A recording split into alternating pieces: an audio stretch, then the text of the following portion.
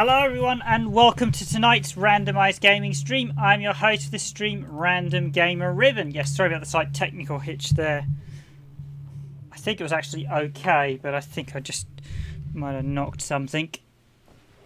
But it's all good to go now. Right, so in tonight's stream we will be looking at the excellent Sega Mega Drive port of Rainbow Islands Extra, which is a... In fact, I'll get some music on because this game does not generate the music.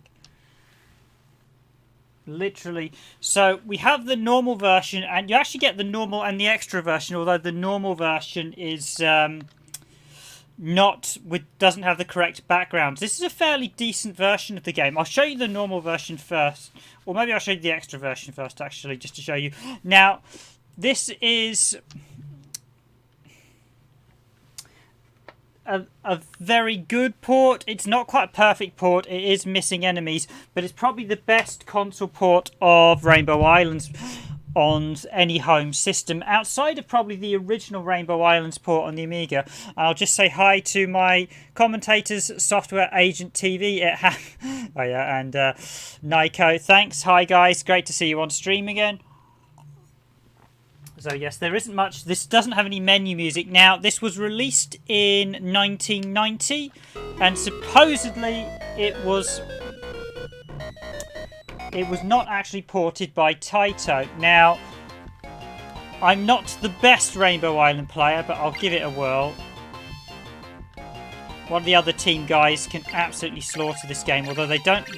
One of the team guys we've got actually dislikes this version of Rainbow Island because effectively it's kind of like a weird nerf version.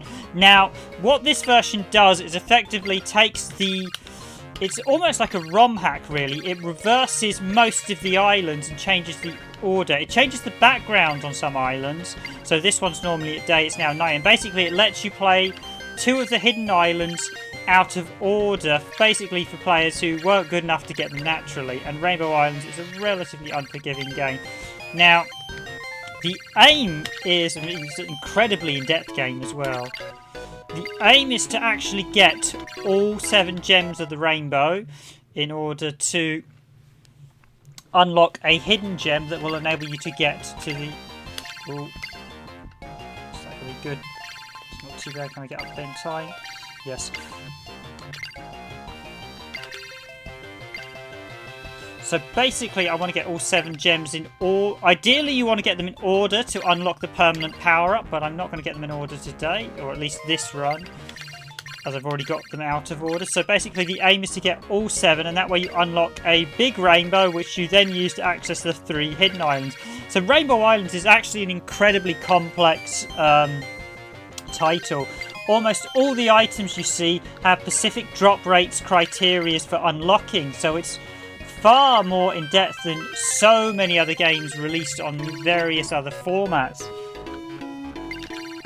What this extra version does, I mentioned, changes the islands around. So the Darius enemies here are actually originally one of the secret islands. This is a bit of a weird mix, as it's got... Ooh, I'm not having a good run with these gems. I'm not... Oh, no, I didn't want to do that.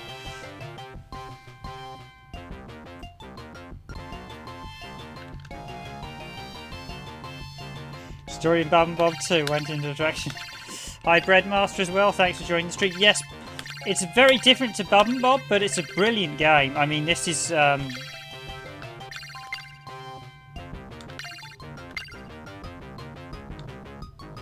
probably one of the greatest sequels ever to an original title.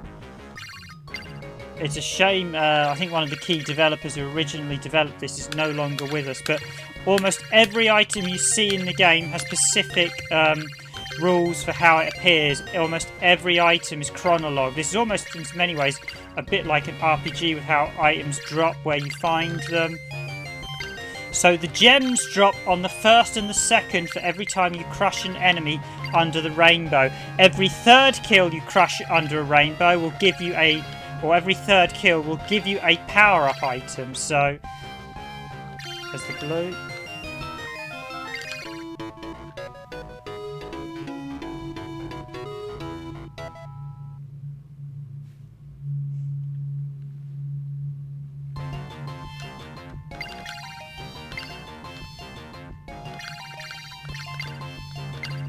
Yeah, it's a real shame. He was probably one of the greatest developers in the history of the industry, and it's a shame there wasn't more interviews with him, because the testament of the design of this game is just phenomenal.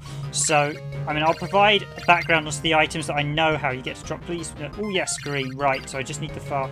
Okay, so I need the easiest one to get. Oh, not gonna get it if I do that. Oh, 2 yellows.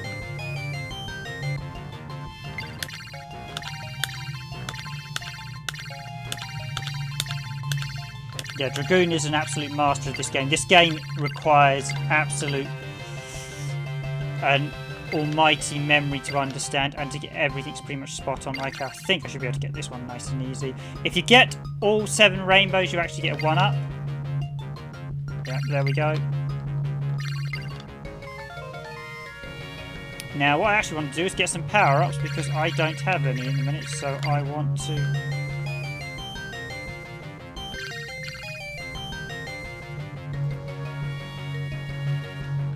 Yeah, I think his last interviews on the Taito Legends, this is quite a nice interview, but it's not a very in-depth interview. There's a lot of questions I think I'd love to have asked the guy. I mean, he really was a very talented developer. Now, this version isn't entirely arcade perfect. As I mentioned, the enemies are missing. Some of the bosses also are not quite to the speed they should be.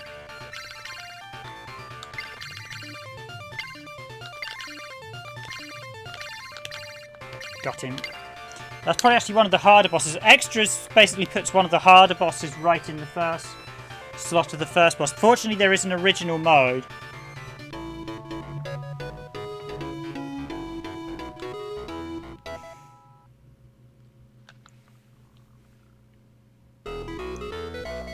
Yeah, it's only a short interview. It's a nice interview, but you really wanted a lot more in-depth questions, because so much detail about this game, I think, is unknown.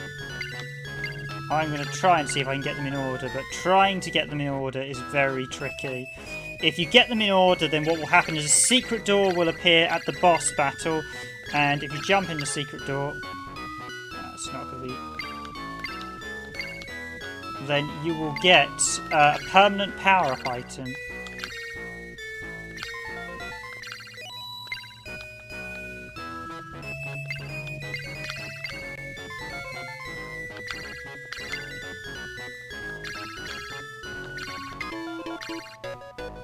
And basically, where the enemies fall on the screen, so basically left to right is which of the gems you get. So basically, on the left you get the left gems. So basically, literally in the order they actually, far left is red, far right is indigo, violet. So there, that's the far right one, and the red one's the far left one. So you need to position your enemies, and each 2 kills in a sequence of 3, the third kill will always grant a power-up item. So it just shows you the depth of the mechanics.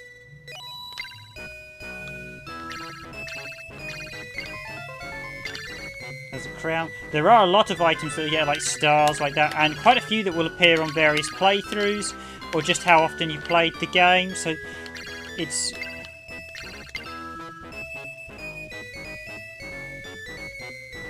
somewhere over the rainbow, yes.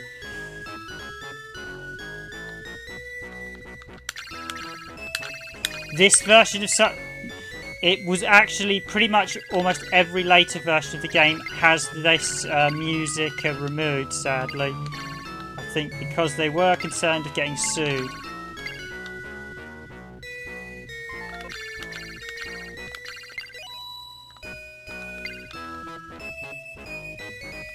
But yeah, there is somewhere. In fact, it's pretty rare to actually have a version somewhere over the rainbow, isn't it? This probably one of the reasons why this Mega Drive version has not been re-released. So that's the magic orb. That shows the enemies as Bub and Bob monsters, because basically all the enemies are designed to actually be based on the Bub and Bob monster from Bubble Bobble. They're basically architectural types, just to add some real depth into it.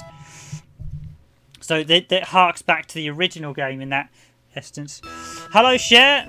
Oh, we've got quite a few people on the stream tonight. Hello to everyone. after the marathon session. I might actually do another Phantasy Star 2 video just to show a bit more of the game, seeing as though that was marathon that we didn't even get to the first boss. Hi MSD. Yeah, I think every cartridge release of this does have the music. It was only the oh, got taken out there. Yeah, we've got quite a few people. So hi again to everyone on. So we've got Software Agents, we've got Nico, we've got Breadmaster, we've got Share, and we have MSD. So yes, I will continue.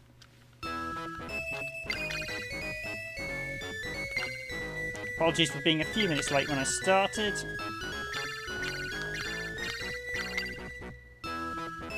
Oh, it's not going to be blue. It's not going to be... Now, one thing I have noticed is this version's slightly easier than the original arcade version. Items stay on a little bit longer, although it's technically harder to actually get the big gems because there are less enemies in this version. This rendition's actually missing quite a few enemy placements, so Dragoon was quite annoyed about that when he was playing this version. He was like, they're all missing! They're missing!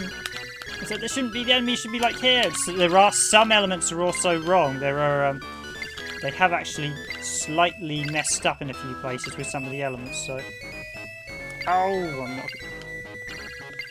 not getting lucky with those centre ones at the minute. Yes, there's one. Oh, maybe that'll be... No, that would have been if it wasn't for the fact. There are a few bugs even I've noticed with this.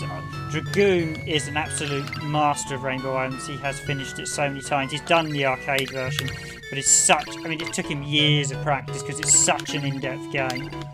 I don't know how popular this was in the arcades, though, strangely. How does this compare to the TGA PC Engine version? I can't really say. I've not played that version too much, so... My PC Engine is not my strong knowledge, as none of the teams ever had one, so that's the one thing I can't say too much about. Usually PC Engine ports are pretty good, so I know PC Engine's the only way best way to play Paracel Stars, the follow-up to this, which is also fantastic, and I do wish Paracel Stars would get a home port, a more modern home port. I really love Paracel Stars. I actually prefer Paracel Stars to Rainbow Island, but to date it's not outside. So it had an Amiga PC Engine, got a NES version.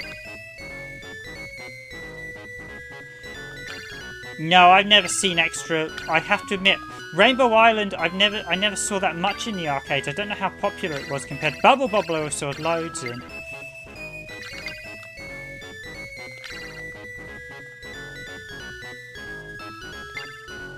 And the direction the enemy's facing when they die is also the direction they'll fall in as well. And I should say, the yellow pots speed up your rainbow drops, the red ones increase the number of rainbows you can drop. Ow, he got me through the rainbow on that one.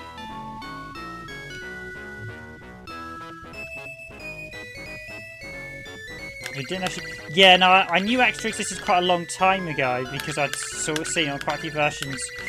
But I'd never actually really played it that much. I just dislike... It's just a bit of a weird version because primarily it was designed for players who just weren't good enough to get to the secret islands. So it's basically here you go guys, because you weren't good enough, we'll let you do them anyway. Or at least do the enemies from them. You're still doing the original items, so it's more like a bit of a weird ROM hack. I've missed out on the gem. Well, I won't be getting to the... So I won't be getting to the secret islands.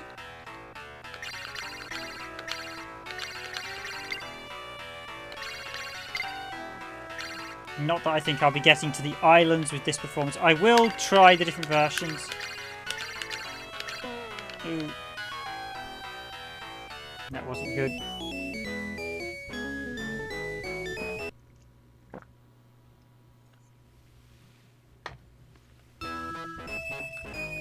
So I think Bub and Bob was still very popular. I'm not sure how popular Rainbow Islands was certainly in Europe. I don't think Rainbow Islands was that popular.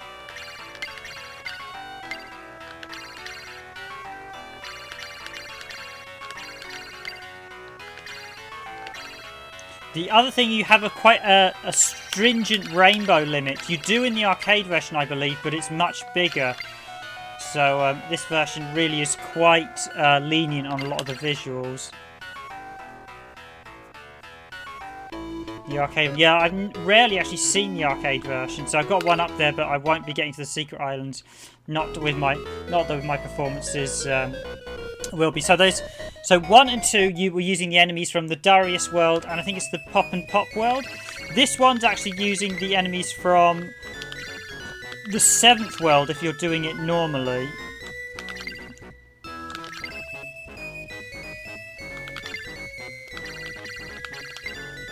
Yeah, extras, as I said, it's a little bit of a weird version.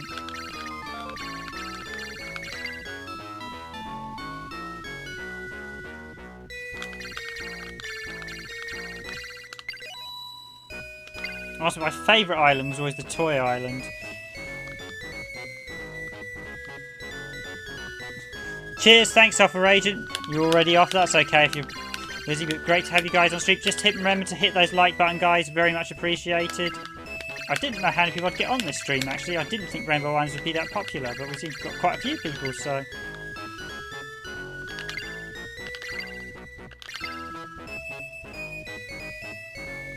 So there's a green.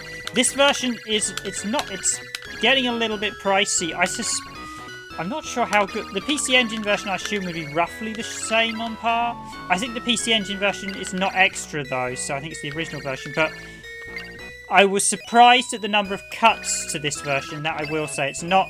I thought this was pretty much a straight port of extras. This is not a straight port of extra. Yeah, it's wonderfully cutesy with the visuals. In fact, I'll do the normal enemies as well in a bit.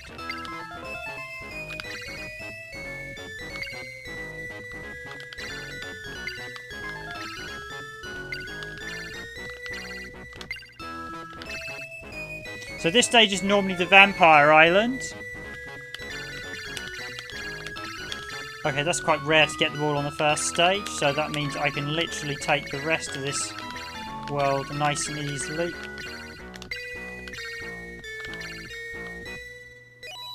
Gotta be careful there because the enemies... So the stars, the two types of stars, the yellow stars shoot upwards and the red stars basically shoot stars upwards. The red stars shoot up and down. Of course, if you run out of time, you're being eternally chased by water, so you can't hang around in this game. It is, I mean, it's still beautifully done. Even now, the visuals are just timeless in this, despite the fact this is... I mean, the Mega Drive version, I think it said it was from 1990, but I think the original arcade game might be 89. So there's the red star, you see it does a full attack. Oh, there's one of the rarer ones, and I can't remember what this one does. But you get some that launch like lightning strikes across all the enemies at the screen. Some of the more interesting power-ups. You get the Book of Wings that lets you fly. You get giant wings. There's just so many items tucked away. And the criteria, just for like defeat, some will appear if you defeat so many enemies. Some will appear depending how long you played for, what like game, how many rounds, how many credits have been inserted. It's just every item has a particular just set function. It's just you just don't see games to this skill level in terms of development that often at all. And if you're an indie developer watching this, I highly advise you. This is basically 101 of how to make truly phenomenal games.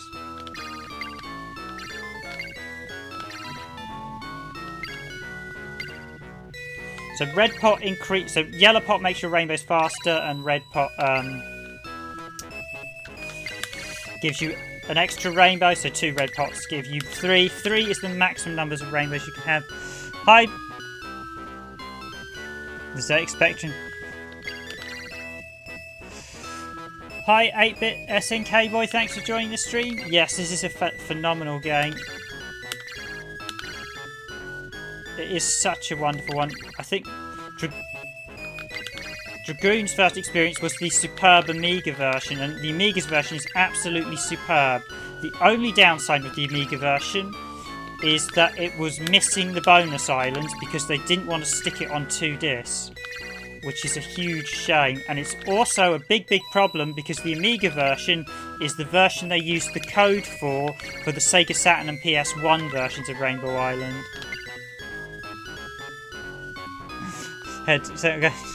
Yeah, you will do. I apologize.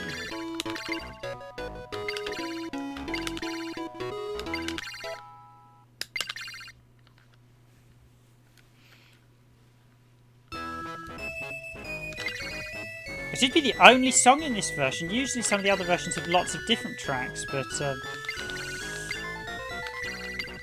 was saying that it's been such a long time since I played the arcade version. But yeah, a lot of the later emulated collection, Somewhere Over the Rainbow, has been sadly removed from the game. I thought originally it only played on the title screen.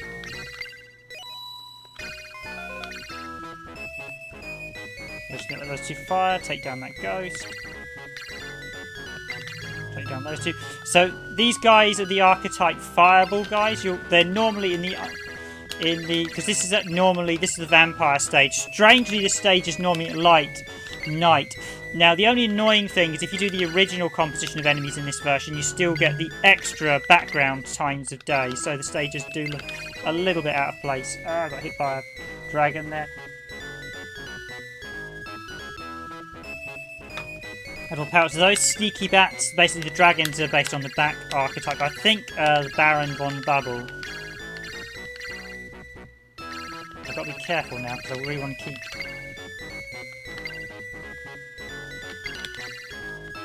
So you'll notice that that's the shoe power up, so I know I need to kill 2 more enemies and then I'll get another power up when I kill the next one. So that'll be a gem. You only get gems if you crush them. If you just defeat them normally, you won't get a gem. So that guy will just give me a... Oh, he gives me a pot. So he's obviously the 3rd enemy. But if you kill them via hitting them with a rainbow, you will not get the gems. You must crush them underneath the rainbows. I mean, it's all mechanics like that. The fact the game had hitboxes for all that stuff. And considering this is an 89 game, that's seriously impressive stuff with all the way the hitbox everything's done. Let's see if I can catch where he falls, although if they fall too far... Oh yes, that's what I wanted. And you realise the depth...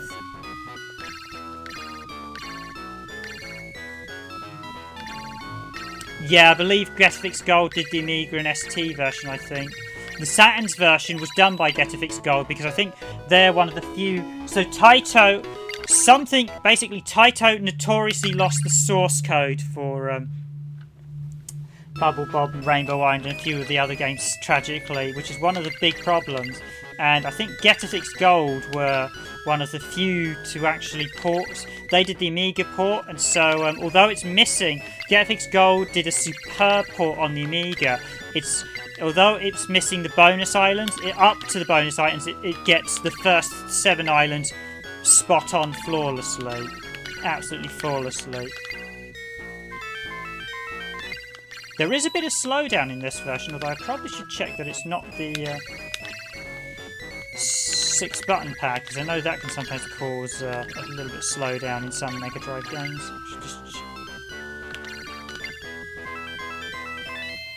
But yeah, it was released on the Sega Saturn and PS1 in a double pack, but not in Japan. It was done by Getafix Gold. I think it was an Acclaim license.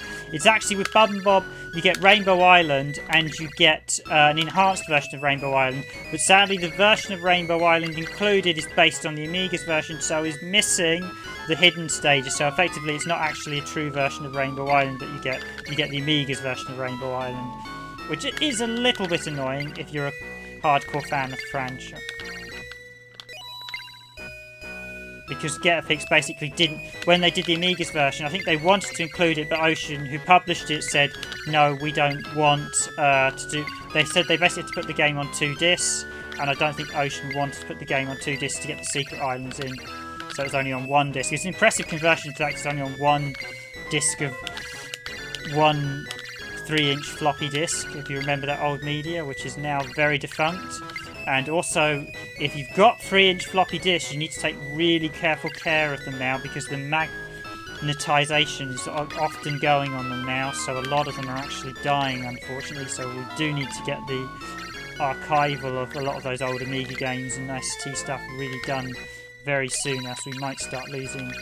The other thing, this actually records all the enemies when you kill them, so they don't come back. There's no respawning enemies in this, which is another thing. It's incredibly just everything about this game is just all the mechanics and how everything works. It's just mastered. There's just so many indie games just do not have.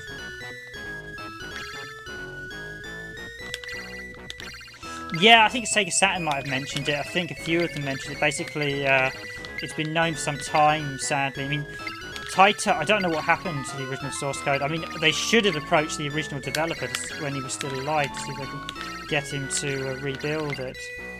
Okay, this is the Dragon Boss. Little tip I'm about to tell you, I've never actually fought the Dragon Boss before.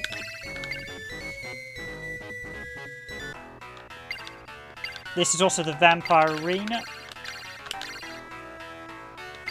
Now, he spits out large fireballs, so I want to stay well away from him.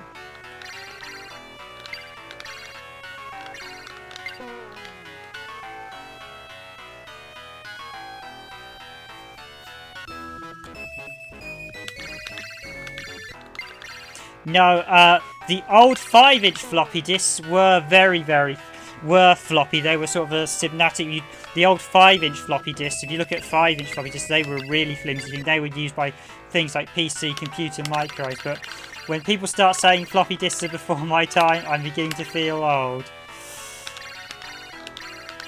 They were my staple growing up in the 80s. Oh.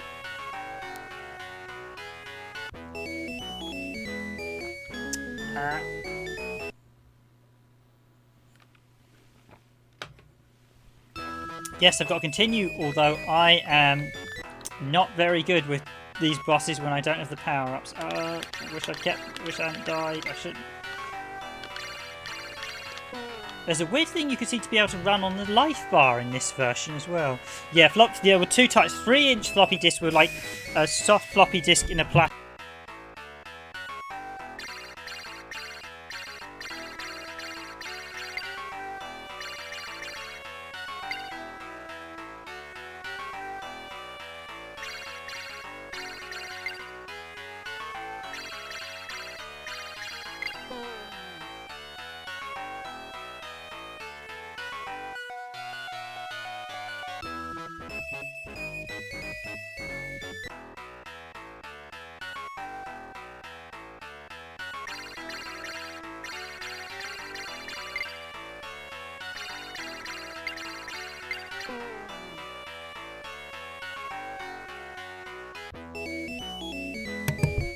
Yes, just a moment's break. I was just stalking someone a second there.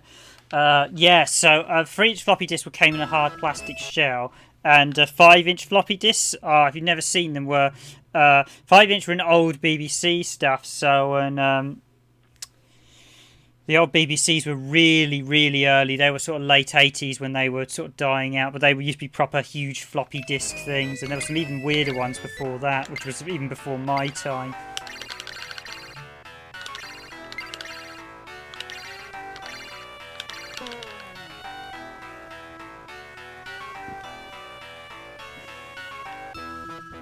Ouch, yeah, so I did have a few projects. I was sort of finishing my schooling in the late 90s, so we just were about ending floppies and doing CDs, but of course you still had to bring in stuff on floppies because no one had CD writing drives.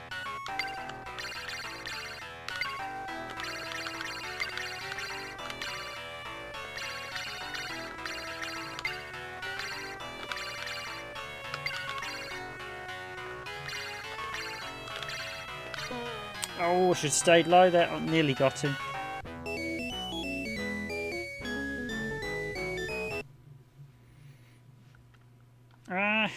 He beat me. Okie dokie. I'll have to try that again. However, before I do the extra version, I'll actually show you the normal config this time. So I'm going to go to the normal version, which shows you... So you do get the original version of the game in this, which gives you the original... I say the original enemies on the original islands as they were intended. However, the enemy order in this version is totally wrong to what it actually is on the actual game. So I think it's based on the archetypes of the extra version. So it's a little bit weird. It's a completely unique version of the original game.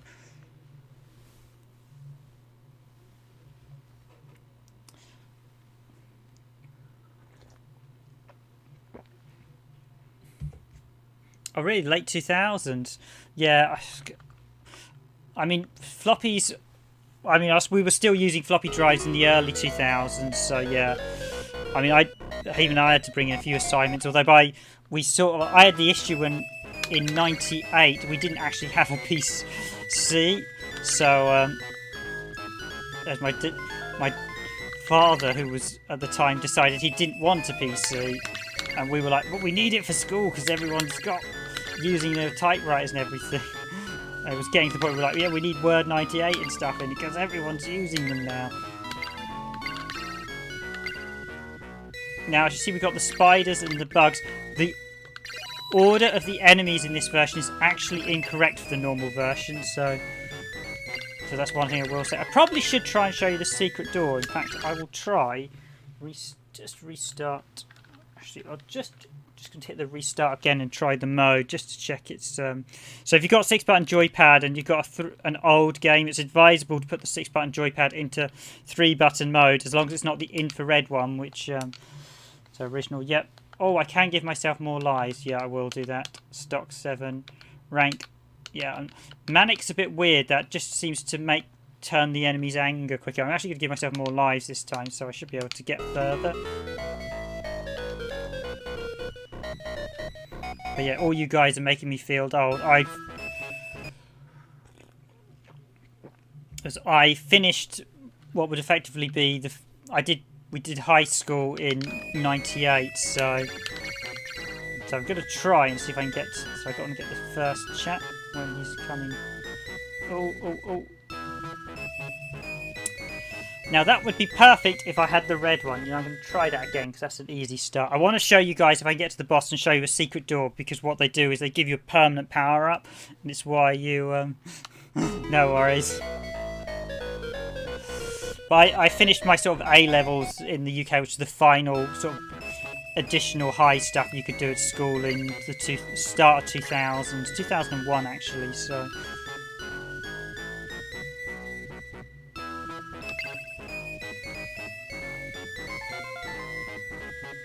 Till like 2002. Yeah, we had to get our dad to get one in 98, and that was 90 sort of standard, but it was still such a slog.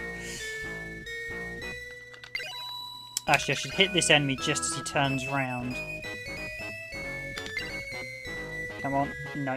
Yes, that's the first two in order, and the reason I'm trying to get them in order is if you get the enemies in order, you will get... as I mentioned, that hidden power-up, although he's not... Okay, this one I can definitely have. The game does not like me taking this long, so... Oh, yes, so that's 3. I don't need to tell you that poor Bub or Bob drown when you let the water catch up. Hindsight had like 1.5 stuck on Windows till like 2000. Didn't have the internet until like 2004. I think it must be quite privileged thing because we got the internet around about 99. That was actually, although the first time I used it was actually at school. No, that's going to be blue. That's too far along.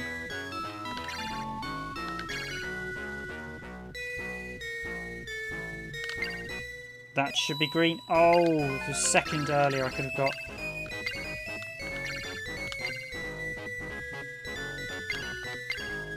Right, I can do this. So on stage 2, and I've got 4 of them in order. Getting them all in order across I can tell you now, getting them all in order on every island is an incredible feat.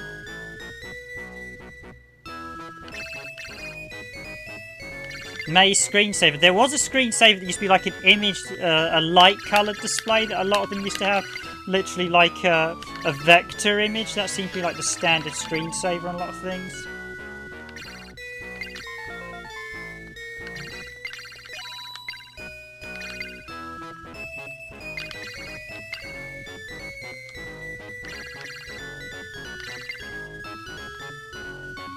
Yes, that's 4 of them. That's 5 of them, so I just need the last 2.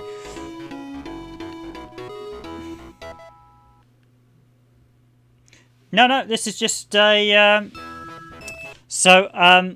Breadmaster, this is just literally I'm just literally Japanese Mega Drive 2, 32X, and it's just via just a sort of cheapo RGB. I think it's actually just not even an official RGB lead. It was just one we got. It's not. I mean, you can get really nice cables. There are quite a few companies that specialise in RGB, but it's just it's what I am using is the 32X, and I want to do a comparison because I'm not sure if the 32X actually slightly strengthens the signal. But yes. It's RGB and it's open source scan converter. And in case anyone's watching this who doesn't realise, this is all originally hard. Do you know what VA model your MD2 is? I don't actually. I'd have to try and take it apart and find out. It's a Japanese Mega Drive 2. I think it's a later model, that's for sure. I know there's a lot of variants on the Mega Drive 2. And some don't have very good sound, some do. There's also a weirdness where some games have really good sound. There are a few games that have better sound with MD1s than MD2s, and some games actually have better sound on the MD2. But no, I don't know what VA model. I have to see if I can find out. I can give you the serial. Sound is horrible. Yeah, I think the sound on this one's actually very good. I don't think it's end life or early. I think it must be sort of mid. Well, it might be early-ish. I'm really not sure because I've never sort of tinkered around with the sort of innards of it. It was just actually, but I am using the 32X, so whether that is actually making a difference.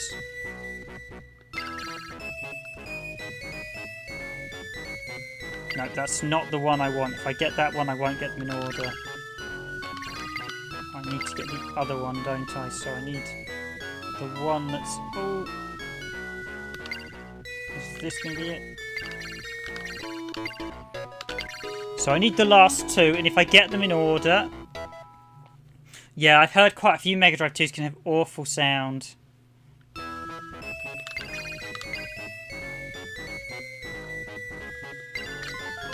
But it is a bit pot luck knowing what I think. But this has actually got pretty good sound. Fortunately, we were a bit lucky actually.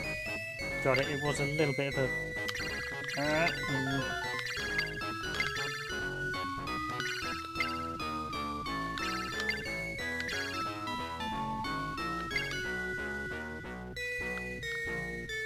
Okay, now I'm getting into the dangerous territory of running out of enemies.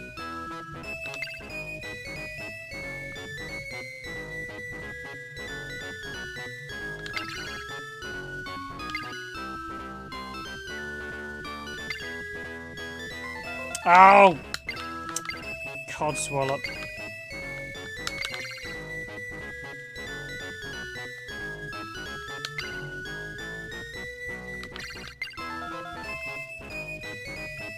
So sadly, yeah,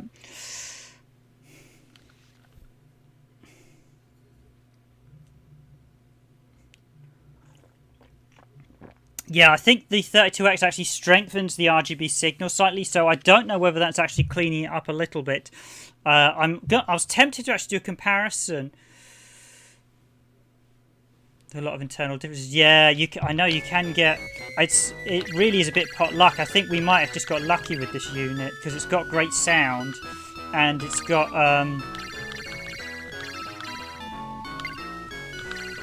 great audio, so I think we may have just got lucky with it.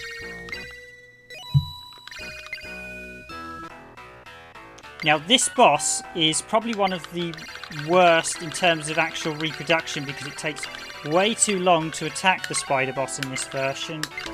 It's got a bit of slowdown there as well. I'm so annoyed I didn't get the secret door. So basically, if I'd got them all in order, a door will appear there, you go in there and you get a permanent power-up. No, we're lucky we've never had jail bars. I think we've got A, had a good SCART, and B, it is actually a pretty good... I will see if I can find out what version we've got.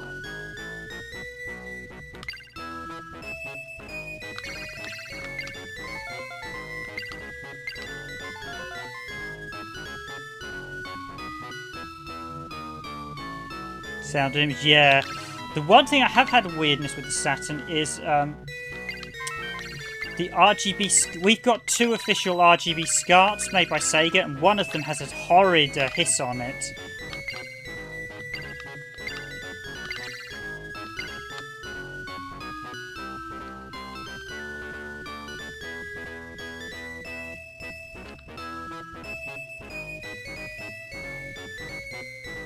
Yeah, I mean, Taito had a phenomenal, like you said, the 8-bit Sky, that's 8-bit SNK, but they did have a fantastic run. I think it's a shame Taito ended up where they did because they made so many great games, but they stuck too rigidly to the arcades and didn't...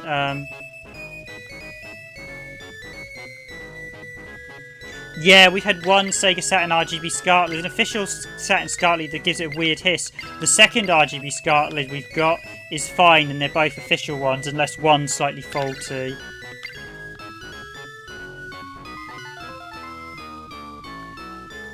But all Saturns do, yeah, Sega Saturns have fantastic RGB. Sega's RGB is miles better than Nintendo's as well. There's not, all the Nintendo RGBs are garbage. Just not a patch on the Sega quality. Sega seem to care about the actual quality of the video footage. Nintendo seem to be quite cheap with their stuff. But yeah, it's a real shame Taito let some of their arcade games... they didn't capitalise on the home markets. They stuck to the arcades and that cost them in the long run.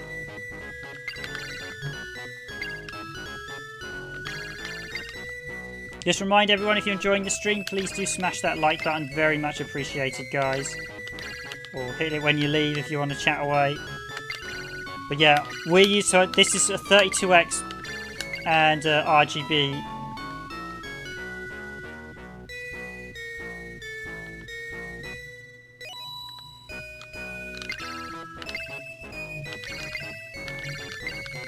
It's weird, the spectrum for the gems can be a bit hit and miss at times. Sometimes they seem to fall...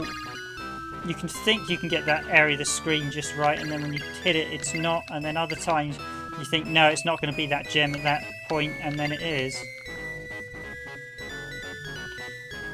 The far gems are probably the easiest.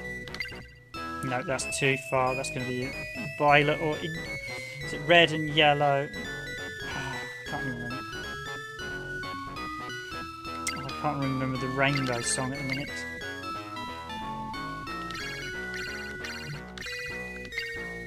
No, I want to see if I can get them in order again.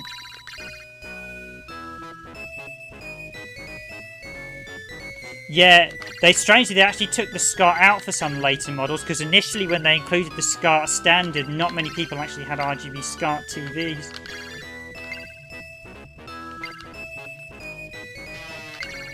So although Sega were really putting the best ahead, the problem is not many people at the time had SCARTs, so there was a bit of a controversy with the Saturn stuff. Where in Europe you had an issue where some people bought it and then suddenly found, because they should have included SCART and RF. Composite and RF. Somewhere in the dustbin, I think, is the word for composite and RF.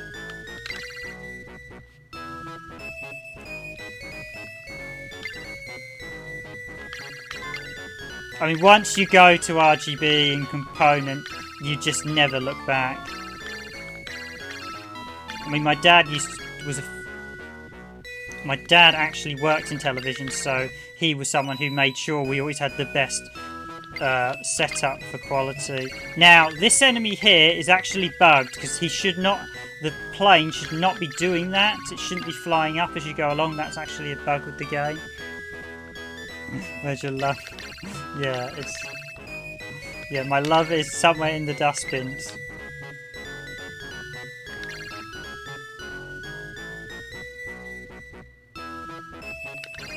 They were actually planning to make a component kit, but I know Sega Saturns actually support VGA, or at least the development kits did, which is... oh, if someone could get...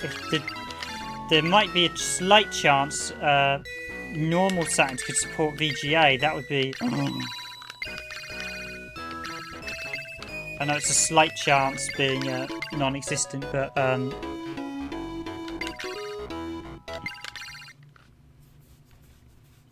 yeah, I mean, RF is just... I can't play anything. The only reason I would play on RF is if literally I had a games console with an RF TV, and that was the only way. Although saying that, I do remember spending some time playing my N64 on a... well, we basically... we had a computer room, and I wanted to actually play the N64 in my room, so the only way I could play it was to get an old black... oh, there's the peacock feather, actually. That's the... although she's going to be a little pain, the little fairy. So this is what I mean about you can play for days on end to get different items, okay? Okay, that's... I just need one of the little chat... oh, yes! Yes, I've got the secret door!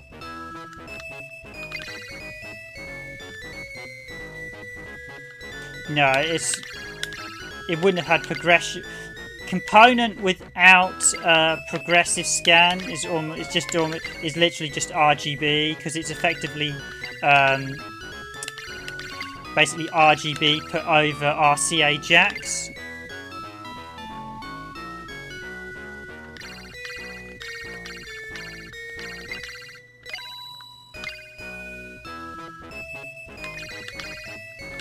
Okay, so the secret door, I swear in the arcade version it appears when the boss appears, but in this version it doesn't until... yes, we've got the chopper, because this is the normal boss of the combat islands. Wow, 50 minutes already. This is definitely one of those games you don't really... it's certainly so challenging, just a...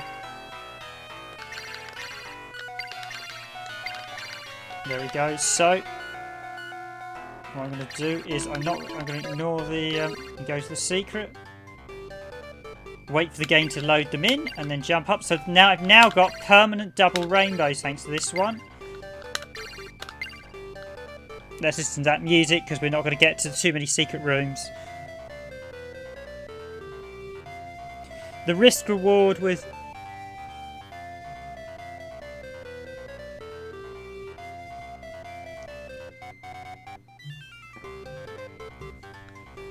yeah, Saturn does. Yeah, most actually support. The SNES supports S-Video, N64 does S-Video, Saturn.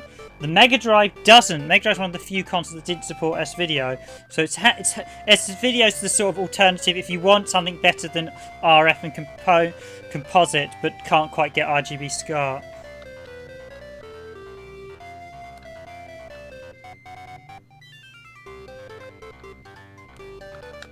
Yeah, it's really quite... they've really done the rainbow effect really well. That we'll just stay in here for listen to the music for a second more, because I'm not going to get into too many distortion. Yeah, you were able to actually break some of the limits, and they did do that.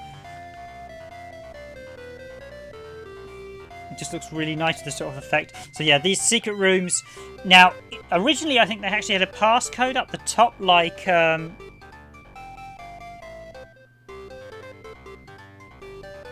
yeah, we did Phantasy Star 2 yesterday. Admittedly, it was a bit of a grind. We didn't get that far into it, as Naiko will testify to. We literally didn't... I didn't even finish the first dungeon. I was 3 hours in. It's such a grindy game, but it was...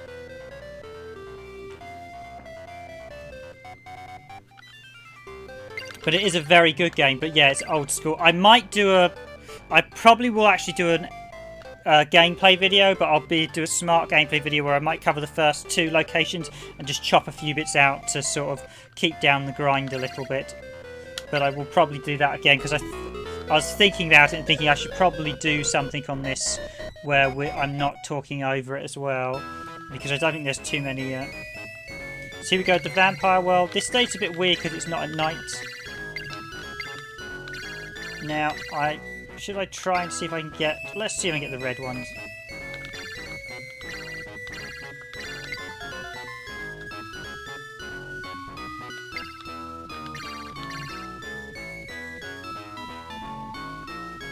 Yeah, Phantasy Star 3, I think the problem with Phantasy Star 3 is a little unfinished. I think that's its core issue. It's got a really nice, this whole system, in fact you effectively have to play through the game twice to see all elements of the game and all the routes, which is really nice in an RPG.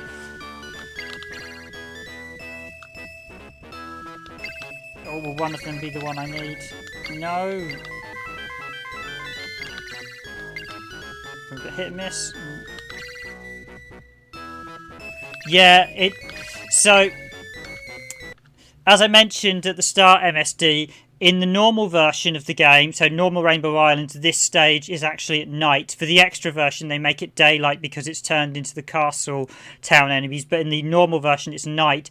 Sadly, although this has the original enemies on the islands in the extra version on the Mega Drive, it doesn't have the original night colour scheme. So if you watch a video of the original version at night, you'll see, basically the original arcade game, you'll see that this world is actually at night.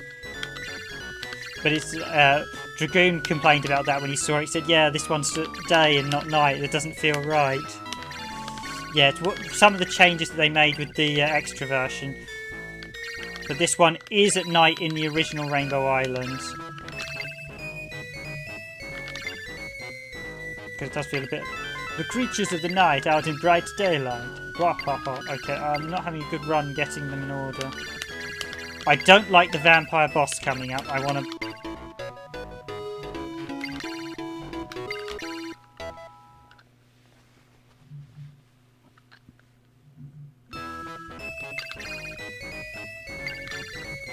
Oh, there's another really rare power-up, the ring. Ah, yes, that one instantly gives you complete...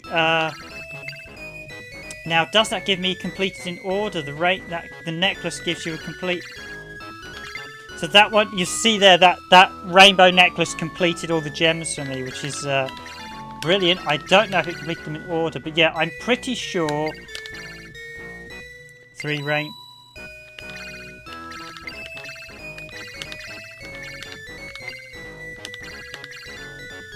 Can you do it once? 3 is the max. Yeah, 3 is the max. You can... I think you can have 9 out on screen in this version. It should be more, actually. This version does have quite a tight limit on the number of rainbows you can have on screen, disappointingly.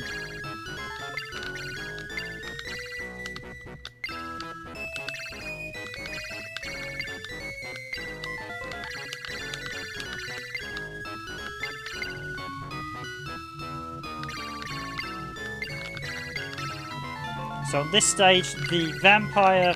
So the dragons are actually the vampires. They're the same type of archetypal enemy. The ghosts are...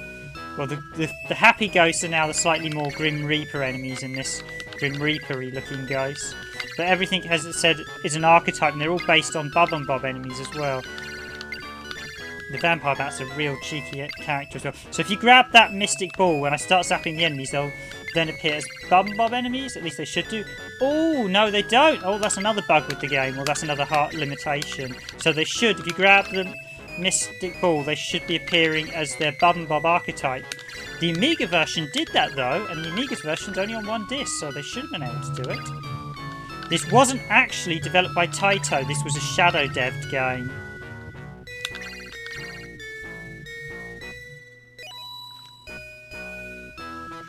Oh, you play it on E? Yeah, sometimes it's actually worth doing that. When I did Wiz a few weeks, we did a long play of a game called Wiz on the Sega Saturn, and that was far more enjoyable at easy than normal or hard, because the only way they made the difficulty harder was to reduce the time limit, so with so little time you couldn't actually explore the levels, which took out all the fun of exploration. So I found that was actually better playing it through easy, because all hard did was just made the time so tight that you just couldn't explore the levels. It just took it took out all the ability to find all the hidden items. But yeah, this is not a perfect arcade conversion, so as you said, that you're not getting the Bub and Bob enemies if you get the crystal ball. There are less you don't have the max same net. You do have a lot less rainbows than you should do in the arcade version. And there are less enemies on screen.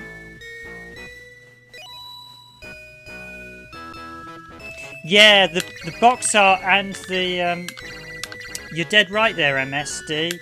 The box art isn't great, and it looks like it's done quite cheap and quickly. But it was a bit of a weird release, this. Why did they release... I don't know why they didn't do the full... It does feel like they cut down the port a bit. I think maybe it was intended as a budget release originally. I'm pretty sure there should be different musics as well for the different islands. Instead we just have Somewhere Over the Rainbow just engraved in our heads. I do hope I don't suddenly wake up tomorrow and go, copyright. I'm going to find out. With like Somewhere Over the Rainbow. Or they have definitely made the game slightly easier by giving you more time to pick up the items. In the arcade they can disappear very, very quickly. Oh yes, I want the yellow pot, that speeds up my rainbows. Okay, I'm back to full power. So the running shoe and...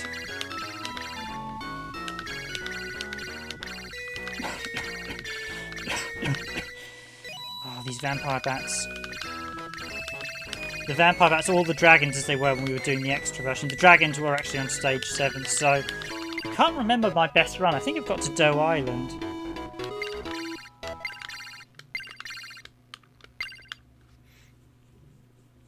Don't die as quick. Yeah, there are quite a few games where turning it down to easy actually just makes for a better game. It's weird because often the difficulty setting. So some people can be very up to you, like, oh, you're playing on easy. Well, actually, you don't. That's not quite always the case. So some people say, you're not very good. Well, often it's more fun to play a game on an easy difficulty setting, especially when the game's badly balanced and they haven't configured it properly. Other times I do like to play some games on the hardest. Strangely, FPS I always play on the hardest. Simmering Jester. Yeah, it would be nice to get a re-release of this version. They would have to change Somewhere Over the Rainbow. In fact, every arcade release I think of this has had Somewhere Over the Rainbow stripped out. I think even the Taito Legends versions have had Taito... Oh, at least I've got 2 permanent rainbows. I do wonder if I'm going to get the permanent boost. So the permanent boost on the first stage is the shoe, which isn't that great a power-up, so I'm not too fussed I missed the shoe.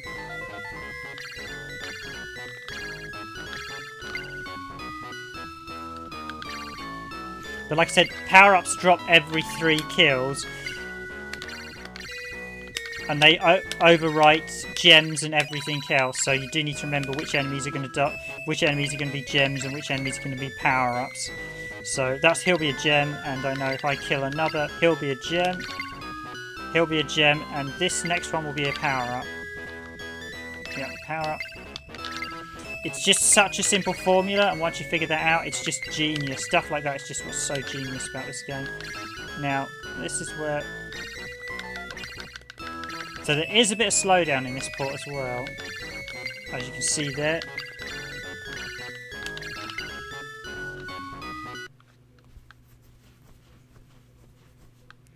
Higher than easy. Yeah, some of those games like Bayonetta are designed to be played through on like the easiest difficulty settings, and then basically as you go through you get better and better, because I know myself, having actually tested video games, the more you play a game, you'll just get better and better and just become godlike, where even the hardest difficulty settings on some games, and I know games I've liked that you've played for forever.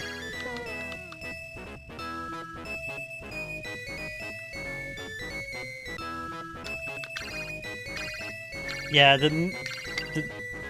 it's a bit annoying how limited you are to the rainbows. They're really pushing it's obviously the MD's really struggling having so...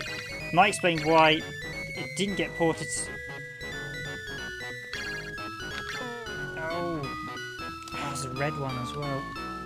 So actually, yeah, I'm of the mindset as this was an early game, the developers may still have been finding their ropes a bit with the port. This was only ever released in Japan as well, so it is a bit of an oddity. It's one of those Japan-only releases. New Zealand story as well, strangely. I would actually quite like to play New Zealand story on the Mega Drive. That's one we need to look at picking up at some point. Although I do have it on, we've got it on quite, again, Amiga, that also a fantastic Amiga conversion. Oh, I've got the vampires without lost. Now this guy actually spews out bats left, right and centre. So I'm interested to see if he will do in this version.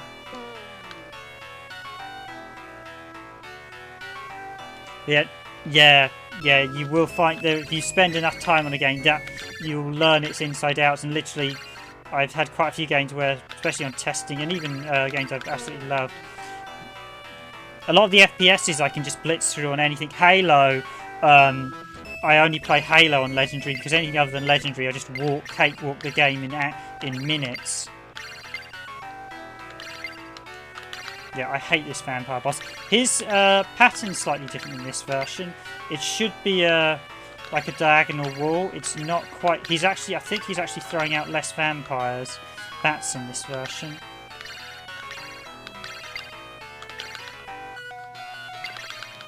Oh, 3 health.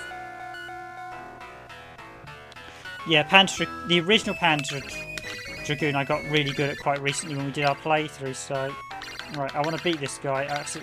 He's one of my most hated bosses because every time I used to get to him on the Amiga's version, if I didn't have full power-ups, I would die horribly, so I've got 1 life left and 3 credits. I don't want this video to be me just dying at him constantly for the next 20 minutes.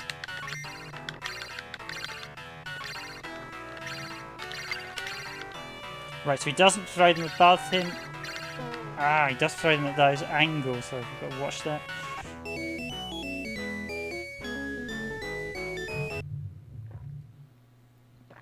It's missing the continue music. You used to get continuous like da da da da da da da da. Did the Master System version get? I think we actually have New Zealand story on the Master System now. We come to mention it. I need to check. Yeah, I think we do. I wonder if maybe because they got Master System releases, they didn't port them out.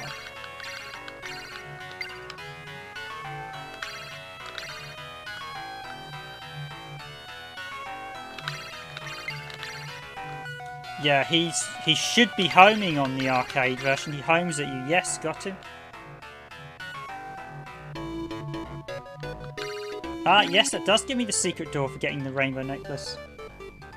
Oh, yes, fast rainbows. So we've got to see 2. So let's just take a minute to read your comments, guys. So New Zealand also takes a remix approach to the level design. The MD was really catered to by this. I see, so they slightly remixed the... Yeah, I need to try the Mega... There's weirdly... Well, there's actually about 4 different revisions of New Zealand story, each with different puzzle level layouts, because the Amiga's version we had... Because Ocean did some really fantastic ports of Taito games. I think largely most of them were done by Getafix Gold. And New Zealand story also had a fantastic... port, but I actually found it troublesome to find which version of the game had the port, which version had the same levels. I think it was one of the later Western releases, because there's like Japan, old Japan, there's like New Japan, old International, New International, and they've all got different layouts for New Zealand story. So the Mega Drive version and the home console versions ports only ever would take 1 layout, so they'd take from like 1 layout from one version to this version. So New Zealand story you can play through about 4 different arcade versions, get totally different levels. It's a really interesting game. They did all those changes. There probably could be a director's cut version which had all the different layouts, and I wish they would actually do that, but they've never done that. But it would be nice. I can't remember which version the DS used. There is a DS port that's very good of New Zealand story. That's probably one of the better of all the Nintendo DS ports they did. New Zealand story was the only one they didn't muck around with. So they did like Bubble Yeah, they did some amazing. I think there was an unreleased Liquids Kid port. Well, Ocean published them. I can't remember if Ocean. I don't think Ocean developed them. I think Ocean used to hire developers. But Ocean had a weird thing with Taito. They did really good jobs with. A lot of their other arcade port games they were terrible with. So.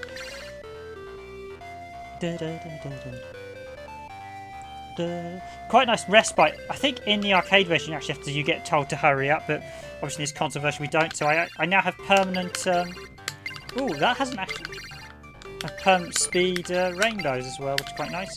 So this next island is actually my all-time favourite island, Toy Island. And I do love the Jack in the Box boss we get for this one.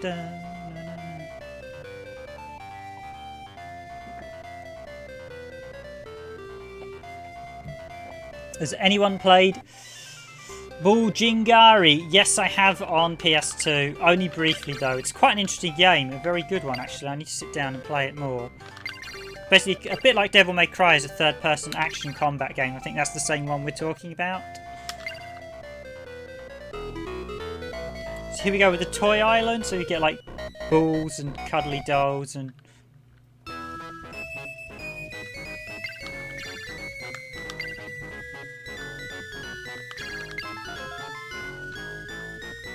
Publishers, not developers, yeah. But they did some great... Their Taito stuff was all really, really good, I should do. But some of the like, Data East stuff was pretty terrible. But they did do some good stuff and some bad stuff. I can't remember, Ocean got bought up in the end.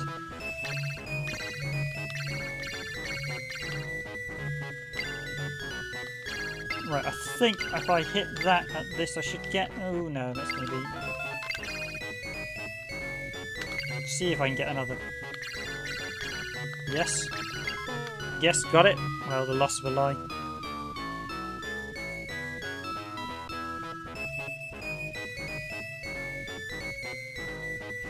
The game's short. Okay, yeah, I need to. It's one I picked up because I had a really. Basically, I picked it up when I was It was one of the games I picked up when I was back in London when I was working directly for a publisher. And one of my, I had a buddy who does mecha stuff, and he highly recommended that to me. No worries, I got you meant short.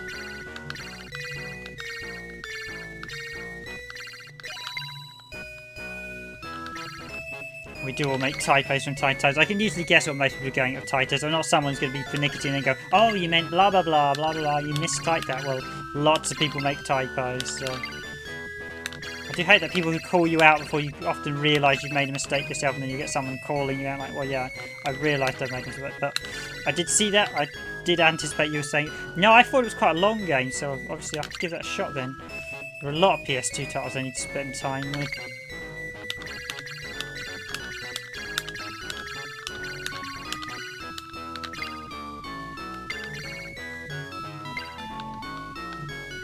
Oh, that's not good.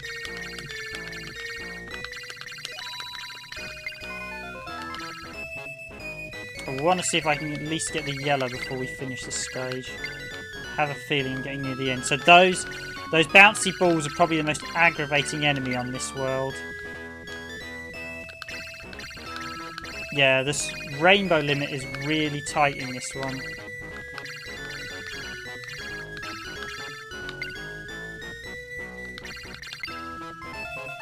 And I think this game really does push the Mega Drive sprite limit. Really, you can beat it in one sitting. Oh, wow, I have to give that...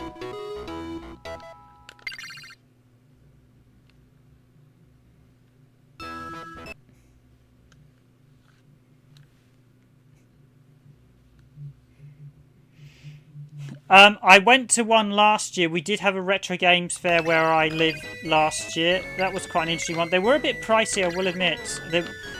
Quite a lot of them are run by a company called Console Passions. But there's a couple of them. There's a few more in London. If I can ever get back to the capital, I will definitely. I must admit, retro gaming is getting really quite expensive at the minute. I think greed's got into a lot of people, but I think at the minute I'm a bit mindful of the price of everything, because I think a lot of things come crashing down. But yeah, I have been to them, and when they are good, it's just great to see the sheer stock of games they have for them. That's going to be green, isn't it? Yeah.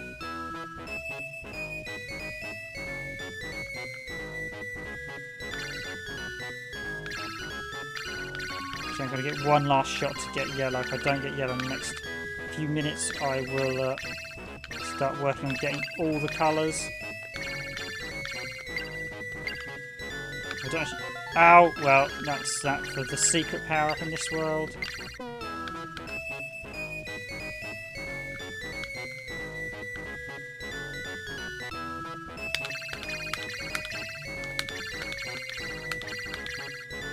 I still haven't actually decided what fight night will be tomorrow, so I don't know if anyone's got any suggestions. There aren't too many fighting games on the Mega Drive, so we probably won't do another Mega Drive fighting game unless someone's got a good suggestion. Well, we could do look at Balls 3D, which I think is one of the few other ones. Yeah, I've noticed that myself. Yahoo Auctions is a lot cheaper. You have to be really wary of Japanese sellers on eBay, because they are what I describe as super scalpers. And a lot of people are getting into this trap of paying those guys what they're asking, which is often about 5 times the going rate of what it's actually going for in Japan, which is really very stupid on a lot of people's behalf.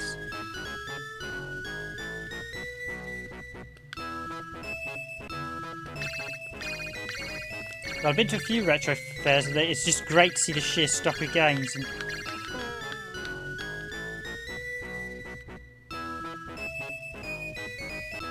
yeah, I did as well. The one we had, I chatted to. I got quite afraid. There's a guy called Alan's JRPGs who did some stuff, and I chatted him down. I also managed to... I did actually get a few discounts on the console passion stuff, because I said, well, this is what they're selling it for here. What's your best price? Or you just go, I'm buying this, what's your best price? Basically bulk buy and say. And that did get me quite a few discounts, because some of their prices were a bit pricey. I can appreciate they're running a business, but some of them are getting scalpy now, especially seeing as a lot of them, what they'll pay for the games is next to nothing. Often they'll go to like charity stores and pick stuff up for nothing, or get people who don't know anything. Oh, we're just selling this old games collection with like loads of rare games in. Then they'll, rather than charge a reasonable price, they'll just up it about 5 times, which irritates me.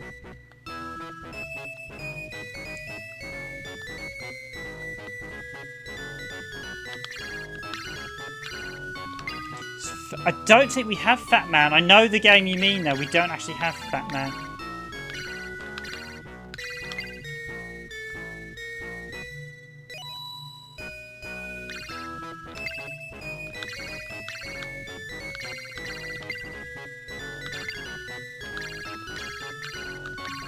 In fact, I know we don't have Fat Man, but I know the game you mean is like, well, you basically have a character literally like who looks a bit like. We have one of the we did Cosmic Carnage, which I think was probably one of the most interesting 32X fighting games.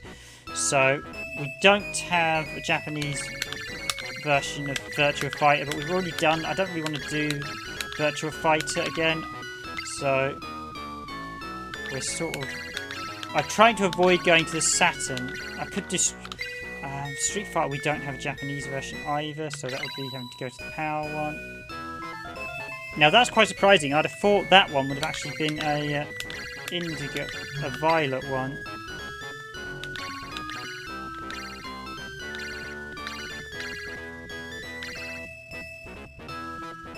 Castle Suzuki on Mega Drive. Yeah, we don't have that. We don't have a huge number of verse fighting games on the Mega Drive. I think we've got Wrestle Wars, but that's, I think, too limited to show in a fight night. Okay, so this is the tricky part on this stage, where you get a section where literally got to climb up.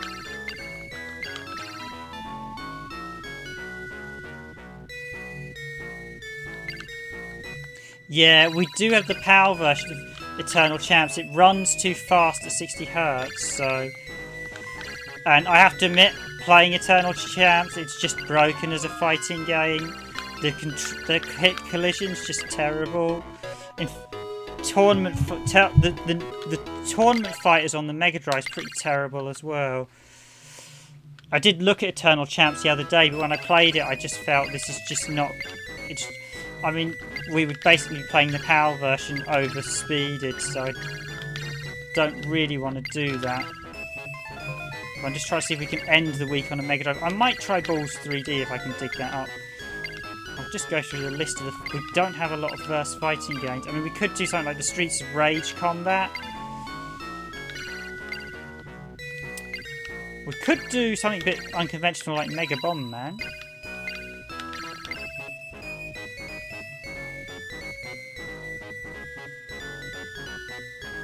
Oh, I think that would have been... I think I need to be a bit careful now because I've nearly... I have a feeling this last stage is quite short and I'm near the end now, so I really need that indigo.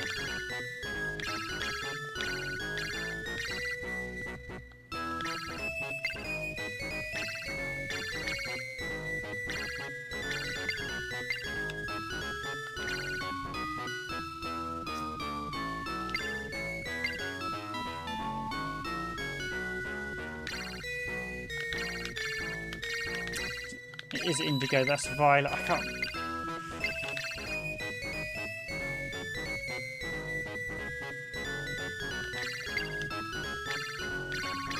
Yes, come to me, indigo, yes.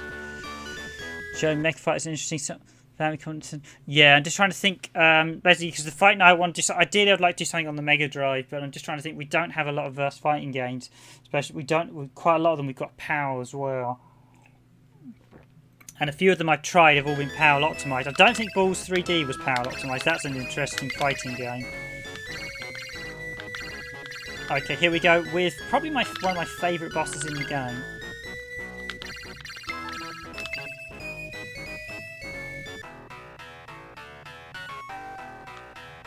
It's also one of the harder ones, the Jack in the Box.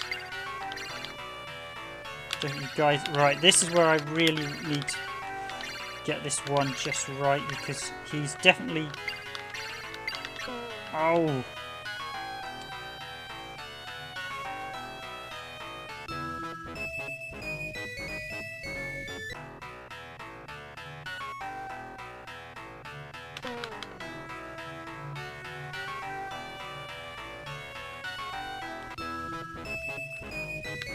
Strangely, I did try to contact him the other week on eBay, but I've not had a response from him, so I need to try that again. So it was after something he had in stock, but we haven't heard back from him, so...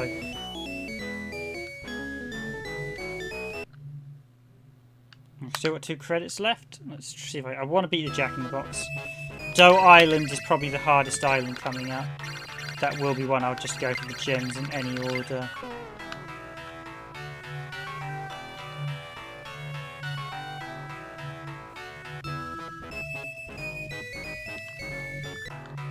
There's still a few Saturn titles I'm after. 500, yowzers.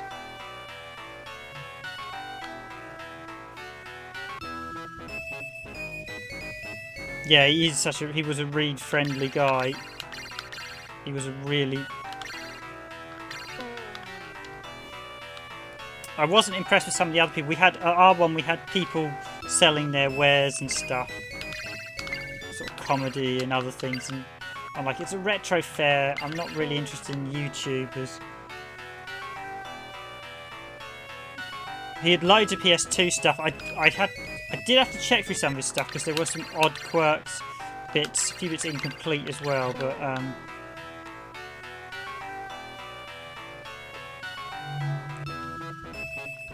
yeah, there's no way I'm going to a retro fair any time this year. Sadly, due to the current world situation.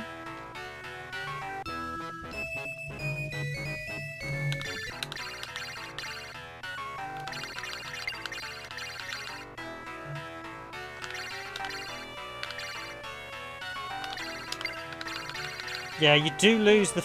Oh. This version's... Some of these bosses are actually a bit harder because you're missing the firepower you have in the... in the arcade version, even the Amigas, you can fire off a lot more rainbows, so you can do a lot more damage.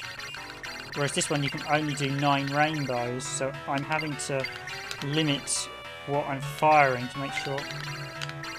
Okay, this is better, this run. Well, it says thank the fact that I've got...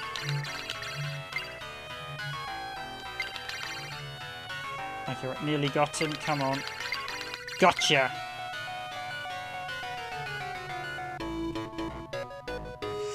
Yeah, the prices have gone crazy at the minute because everyone's locked inside. And so a lot of people have been buying up video games to pass the time. Okay, this is Dough Island. This is probably my most hated island in the game. This, of course, is... A couple of the islands, as you see, are based on other video games. So we've had Darius, we've had... is it Fairyland?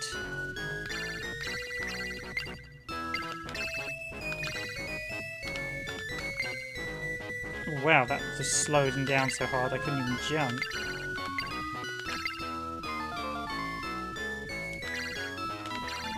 This island I really don't like in the slightest. These enemies as well have got very random flight patterns.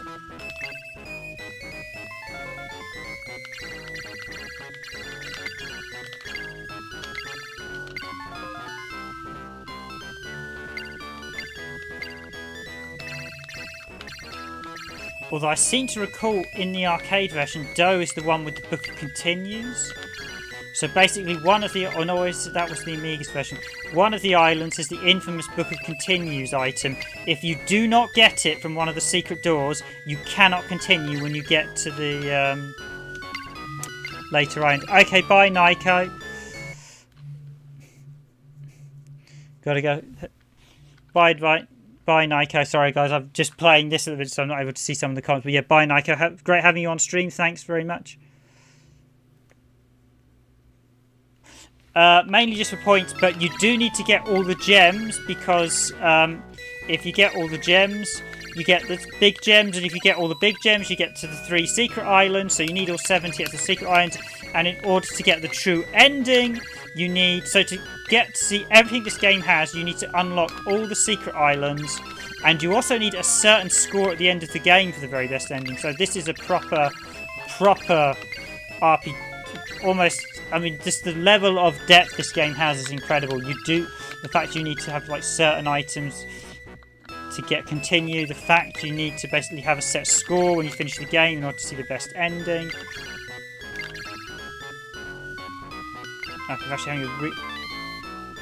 Yeah, this is the Arkanoid stage. So we've had the Darius one. But yeah, getting a high score is imperative if you want. So I've just got green left. Oh, this might... No. Thought that might be green. Green's the dead centre one, so... But this is what I hate about this stage. You have a lot of enemies that are literally floating in midair like that. Very difficult to take down. I only need 1 gem, which is quite good for this, the start of this. Yeah, there's about 4 or... Is it 3 or 4 different endings, depending on how well you do at the end. Getting all the secret islands, getting the items. I mean, it's incredibly when you look. There's so much hidden stuff in this. This game just blows a lot of titles released around the same time, just totally out of the water. It blows a lot of modern games out of the water as well. This makes games like Halo and Destiny show you how poorly contrived they are in comparison to something like this, because everything is so beautifully crafted and everything has a purpose. I mean, this is a game where someone sat down for weeks beforehand to decide how everything was going to work, and it's just magical. At least they may have done. I don't know. We may have just done it all on the fly. Some developers do that, but it's so well crafted.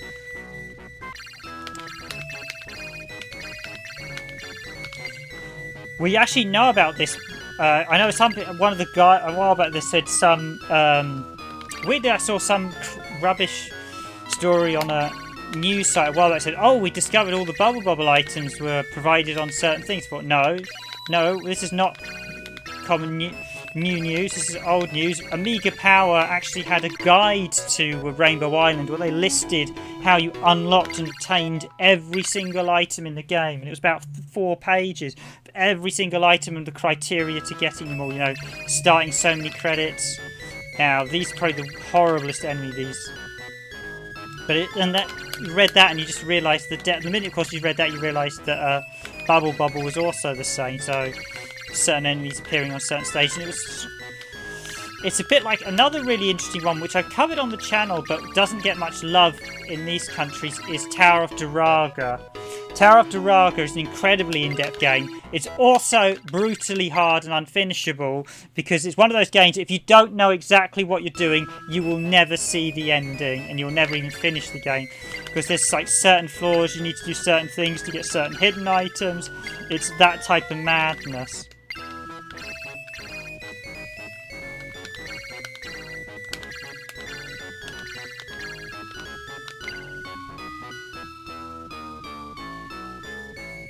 Doki Doki Panic is a little known fact. Yeah, when you get people... Because that's quite common knowledge now that Super Mario Brothers 2 was a reskin of another game. And sadly, that other game is now largely confined to history because they've actually indoctrinated the whole game into... but yeah, it's weird. Some people... It's probably more interesting actually knowing some of the other games that were weird reskins. So, like Turricane 2... got ported to the Mega Drive as Universal Soldier with a few changes, which was a bit weird. And there's other stuff like that.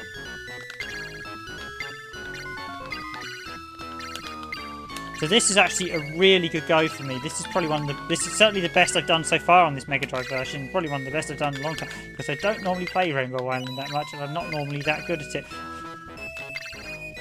I used to play it when this was out. I was mainly playing Wonder Boy and Monsterland. So,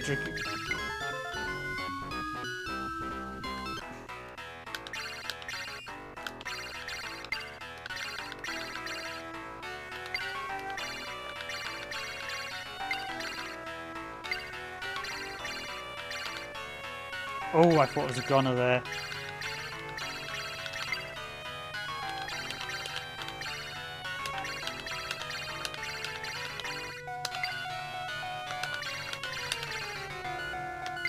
Yes, got him. Whew.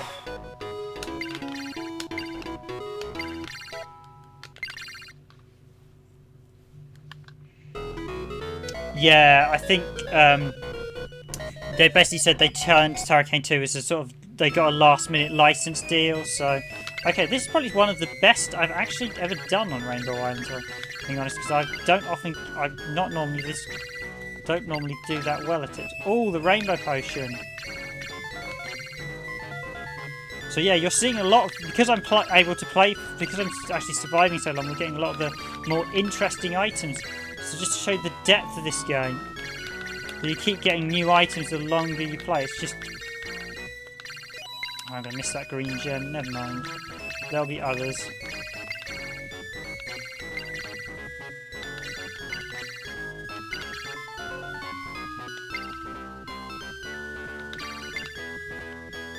At least I hope there'll be others.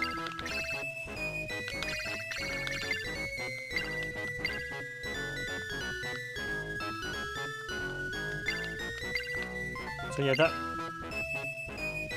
potion gives me the rather cool...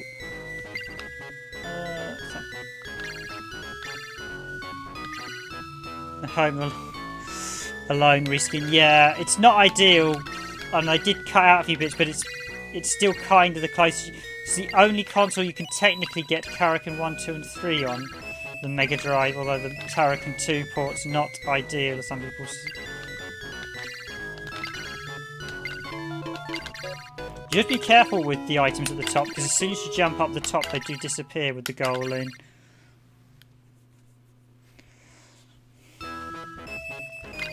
I think they made a few other changes to Universal Soldiers I saw, so it wasn't an ideal port. Oh! Got hit by the screwdriver.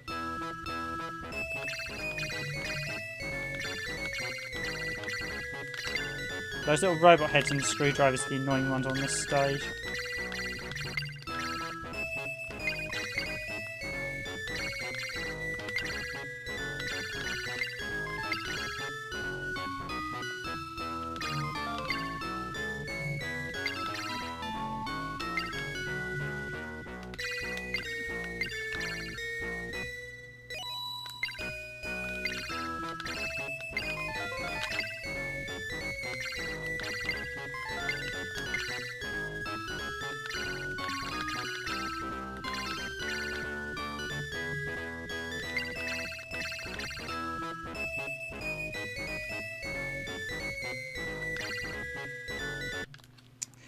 Okay, but Mega Drive. I'm just actually reading what you guys are saying.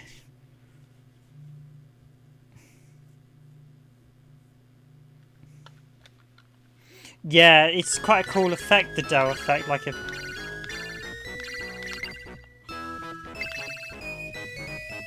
Is one of them green? Yes!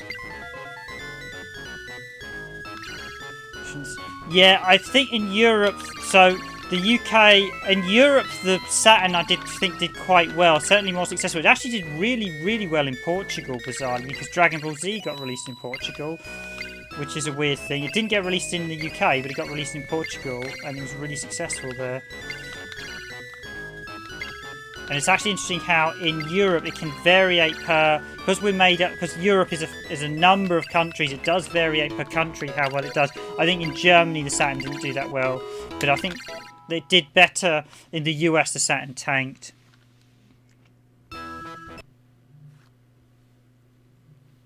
That's okay, MSD. Glad you enjoyed it, and thanks for your kind donation. I will put that towards picking up some other titles. Yeah, I'm glad I could pass on a bit of my knowledge. This is one of those games that's well worth talking about because it is such a detailed game. This is actually a really, really good run. I'm not going to lie. This is probably the best I've ever done on this.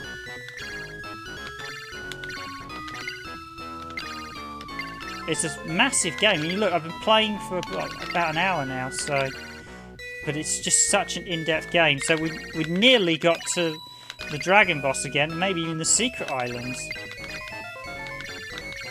And maybe even the true secret Bub and Bob Island, if I'm actually surprised. Let's just see how far I can actually get, because I don't normally do that well at this. Admittedly, I've given myself a load of lives, but probably better on stream that I'm just getting further than constantly replaying the... But it is, you see here, it's a huge game, and for just the size of it compared to a lot of other arcade games. Okay, thank you very much for your kind donation again, MSD, and cheers for the thumbs up. Have a good evening if you're... Thanks very much. I will steadily put them towards supporting the channel. I've had a few people donate now. It's very kind of you. We will endeavour to do additional content over time.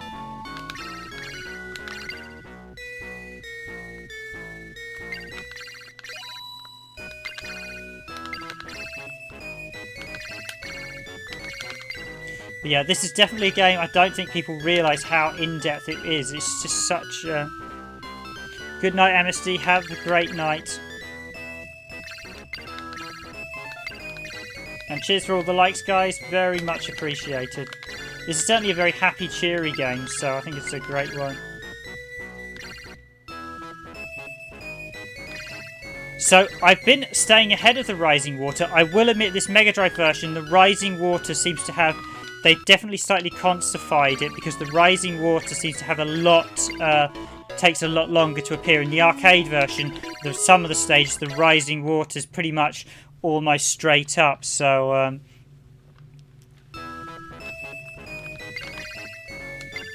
Just take my headphones off for a second. I think Somewhere Over the Rainbow is driving me a little bit crazy. I swear they used to have different music, but maybe my memory isn't so good. It has been a while since I played the arcade version. I'm impressed I have actually got this far. Especially I've got a few power-ups. I don't have the credit book, so I can't continue with things going horribly wrong. I don't know how many endings. I have a feeling this might not have the... We thought we saw something. This was missing one of the endings, i.e. the very best one. Because the arcade version just said you need to get... Not only do you need to get to clear all 10 islands, so the 3 secret islands, you also need to get a certain score. I can't even remember if you need a Pacific item as well to get the very best ending. Paracel Stars also had an incredibly complex thing. You had to go to the secret islands, get the rainbow key, then you could get to the last 2 hidden items and defeat the true villain, who was like a massive cuddly thing, who would basically the final end, because Paracel Stars is the end of the Bub and Bob Rainbow Island trilogy, and I really, really like Paracel Stars. I actually say I have to like it slightly more than this, but this is still an absolutely phenomenal game. It's just my personal preference. I never used to like this that much because I always found it so difficult, but seeing as I'm doing very well, although to be fair, this is slightly easier, this Mega Drive version, as there are less enemies, although you don't get as many rainbows, and I suspect one of the reasons there are slightly less enemies is because you can't have as many rainbows on screen. Having those permanent power-ups is greatly helping me as well, so I don't do the one rainbow. Okay, is this the boss? I have got to the robot boss. Okay, this boss is really tricky. He's really quite fast as well, the robot boss.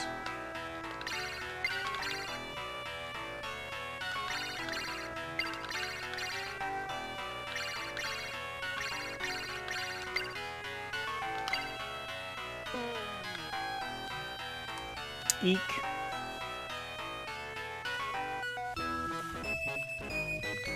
Okay, that's not a good start, but I've still got 2 rainbows. The only advantage actually having 2 in this version is you can actually put more. The 3 one you're quite limited to. Hi Lucas Gabriel, thanks for joining the stream and welcome to Randomised Gaming Stream. We've got a lot of people on tonight's Rainbow Stream. I wasn't too sure how many people Rainbow Island would bring in, but thank you very much all for joining us tonight. Oh, can I beat him? You know, I've never beaten that guy. Yes. Yes, hello. Hi. Very much welcome to join the stream. Yes, I've never beaten that boss before. I have to admit, I've never played this far into Rainbow Island. I normally die horribly. But this version, as I said, is slightly easier, so... We did actually only recently pick up this version because it was actually not my pickup, it was actually one Jagroon picked up. He was quite keen to try this version out, seeing as he is a huge Rainbow Island fan. He was always a bit hesitant because it was the extra version, but after I pointed out that you could get the normal islands in it, although it's not a true rendition of them, you do have slightly different enemy placements. He wanted to finally try it, and it's a very good port, I will admit. It's not perfect, but as console ports go, it is very good for Rainbow Island. Probably slightly, probably a touch easier, but yeah, you definitely don't get as many rainbows. Okay, so I need orange and yellow, and I need violet. We've had quite a lot of people. I'm surprised how many people we had chatting on stream tonight. We don't normally have this many people. The only other ones I've had a huge number of people are the Stadia streams, which I will be doing Super Bomb Man R online tomorrow. Again, I'll be giving a bit more Bomb Man sync. We've still got Dead by Daylight turned out to be not that popular, and I'm not surprised. I think one of those games that... Oh. So yeah, there are, I said, those mystic balls are actually not correct in this version. That's one thing I've noticed. They don't turn the enemies into the archetypes. They're supposed to, as I said before, supposed to represent the enemies from Bubba, the original Bub and Bob. Oh, brilliant. It's secretly very... Hello Shelley Smith, thanks for joining the stream as well. We've got lots of new people on stream. Really great you guys are all joining me. Thank you very much. Love the NES version. Yeah, it is a fantastic game. I've not played the NES version too much, but we do have it. We actually have Parasol Stars, Bub and Bob and Rainbow Island on the NES, so they will appear on the channel at some point. Although I think I probably prefer this version since it's closer to the arcade. But really, I'm really surprised how well I'm actually doing at this point. I thought I'd be long defeated by now, but yeah, definitely you get a lot more time in this version. They seem to have slightly geared it towards console users, but I will be getting to the secret island if I can beat the dragon boss, because I've now got all I've had the secret gems on every single stage now, so we will be seeing the secret islands. We will be seeing Darius and the thing. So I know this is the extra version, but as we're playing the normal version on the extra version, so we're getting the islands. I'm actually quite surprised how well I'm doing. This is turning into almost like a full playthrough video. I don't think I'll beat this though. I don't know which ending I'll get either.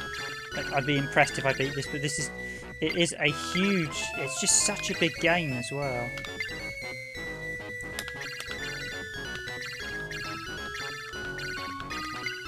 But beautiful. The artwork's just fantastic. It's timeless sprite art as well. Again, note to modern day retro designers. They kept it very simplistic, and it's just so timeless. As I said before, in order to get the very best ending, you need a very high score. Hence why I'm trying to kill as much as possible and get sort of crushing them all with rainbows. Trying to crush. I should actually crush a lot more of the fruits and everything. I've actually not crushed as many as I should do. We've already fought the dragon in the extra version I did. Yeah, it is.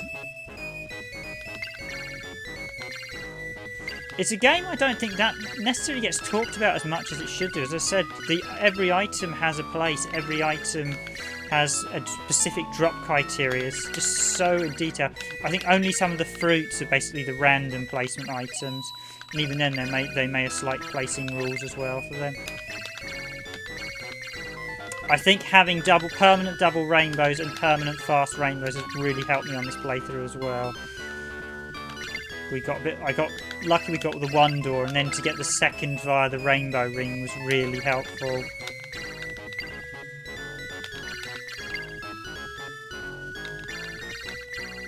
Yeah, I'll probably find out tomorrow more. It's like copyright somewhere over the rainbow. Ooh. Hopefully not. There's definitely quite a few playthroughs of this already, so I do have to be a bit mindful. We will have to edit some games that have Japanese singing in them though on the channel, because copyrighted songs are very dubious, because there's a few PSP titles I'd quite like to cover, but copyrighted songs can be very dodgy. Oh, got hit by I wasn't expecting that dragon there. So I've got 8 lives left. I did give myself loads of lives to begin with to see how far we go, but it definitely helps. Makes for a better stream as well, rather than me dying early on. We did do the extra version early on, but I got to the third world. Ironically, the third world has these enemies, so I got taken out by the dragon boss. So we're going to have a rematch coming up very shortly with him, and hopefully this time round I will be the victor.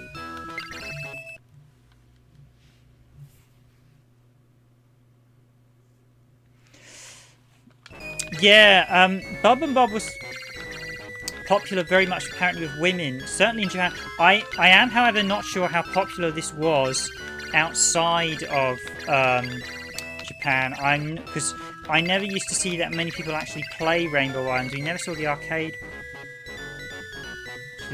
Yeah, copyrighted music we tend to steer clear on the channel, because it is very much a minefield. You can just get content ID, which is fine, but there are some songs that will give you out-and-out copyright strike, and unfortunately the Japanese are very prickly over the licensing of their music, so Western companies are a bit more open to parody and stuff, which they technically should be allowed under fair use. I mean, technically this is fair. We could argue it's fair use because it's not the original version, but you never quite know. YouTube system's got a lot of flaws. I've currently got a few issues on a couple of videos I need to resolve as well, where we've got false claims.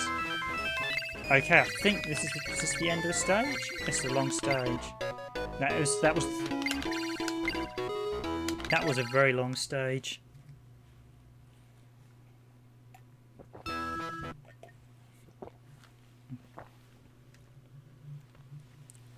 But yeah, thanks to all the newcomers. We've got, say again, hi again to Lucas and Shelley Smith, because I know we've got quite a few people.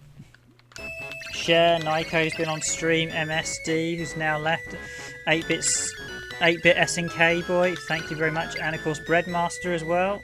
And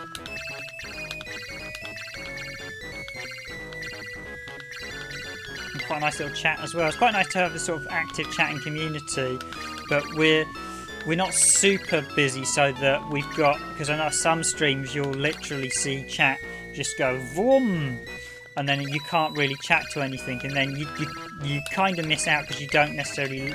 It's nice to be able to chat to people and actually have a discussion of opinions, and actually occasionally learn things streaming, because there will be people who know things about stuff and you don't, and vice versa. It's always nice to share information, stories and tidbits.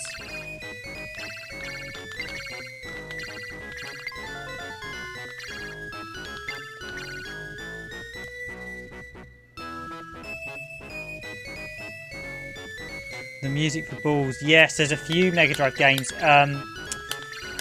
one of the worst ones. There's, I think there's a port of a Taito game that's like Quicks. Is it Vectron or Vectra? I can't quite remember. It's basically like Quicks. The Volifier. It's a port of Volifier. The music for that is on the Mega Drive truly abominable. It sounds like it's totally unfinished. Yeah, I swear there were more tracks in the Amiga's version, but I might be wrong. I might be remembering wrong, because it's been a very long time since I played the Amiga's version.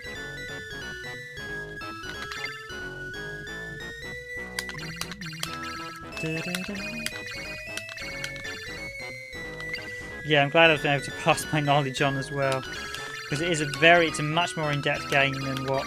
It's a game you could... I mean, I'm tempted to do how to play videos on some games, like actually do a full-on explained guide. I don't know how interested people would be to watch them. The trouble is they're going to require a lot of work, so we would need quite a lot of views for them to be viable. There's a lot of projects I would like to do. I'd quite like to dig up the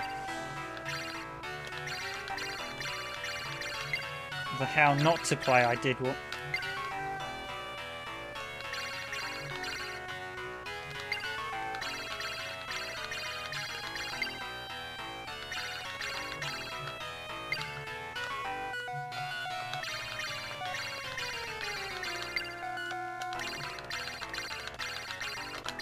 Yes, the rematch is over.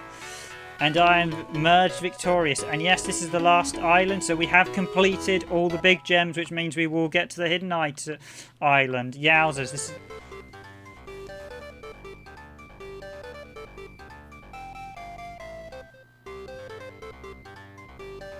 So yes, hint A, the riddle of the silver door. If you collect 7 little...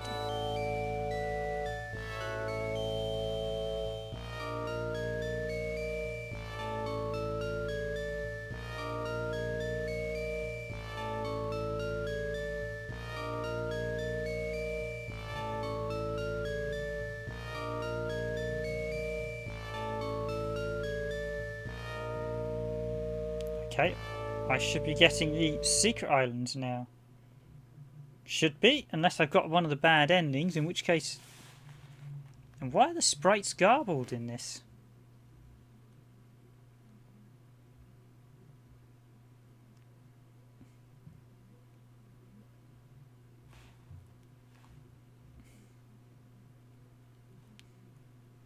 Asking for help. Yep. Yeah, this is glitching at the minute. That's definitely sure. That's glitching.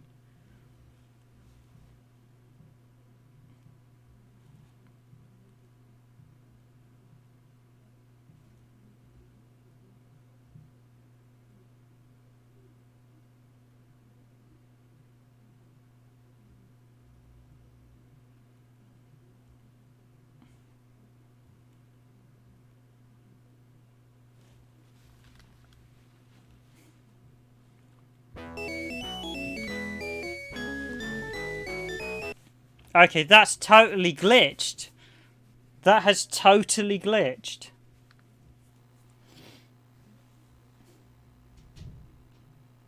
That was a total glitch. We had all the big island gems. That what went on there?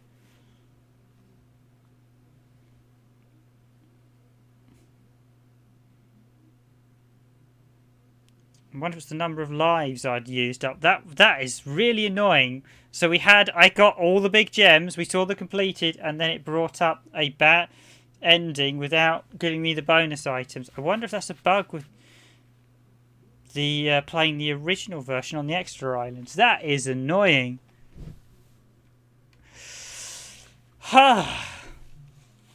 Wait, 7 big die? Yeah, we should have gone to the secret islands. The game has totally glitched out, so I have no idea what's gone on there.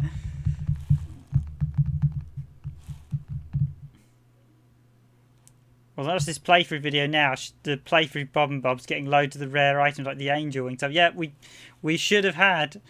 Yeah, we should have got to the secret islands. I don't know what's gone on there.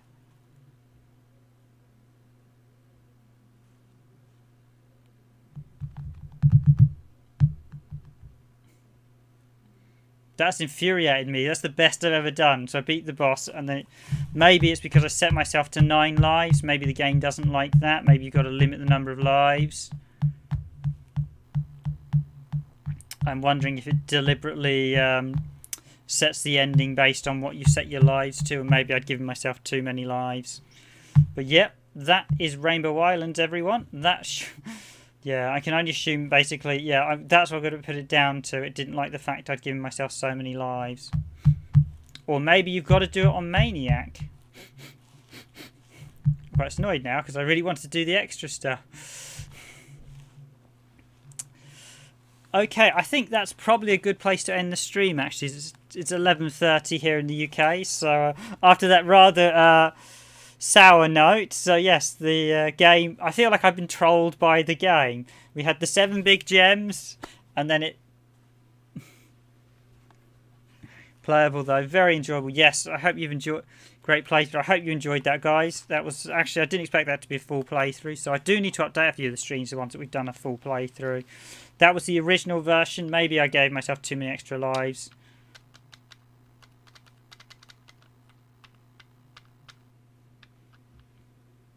Unless that was just a bug with the... I just got unlucky and got a bug with the game. But glad you enjoyed it, 8-bit SNK boy. That is the excellent Rainbow Islands port. As always, guys, if you enjoy our streams, please do hit that like button just before you finish off if you haven't already. And, of course, if you're new to the stream, although I expect some of you may have already run for the hills, please do consider subscribing to the channel. I do new streams every weekday night at present, although I'll probably be taking a break over December. But I will carry on. And we have got some long plays coming up over the next few days. Have a great night. 8-bit SNK boy, that's cool. I'm Random Gamer Riven, by the way. Just call me Riven. I'm the editor of Randomized Gaming, so... The Rainbow, please. Yeah. Yeah, we'll find out soon enough. God, yeah. Brilliant. Okay, thank you very much, guys. Very much appreciate it. I'm going to end that there. That has been a very good stream, if somewhat disappointing, anticlimactic. Has glitch as well. DB Polmans, thanks for joining the stream, DB. DBN. Has glitch as well. Is that a known glitch? Can that happen? It's just annoying. We get to the secret island and it glitches out on us. Oh well, you win some, you lose some.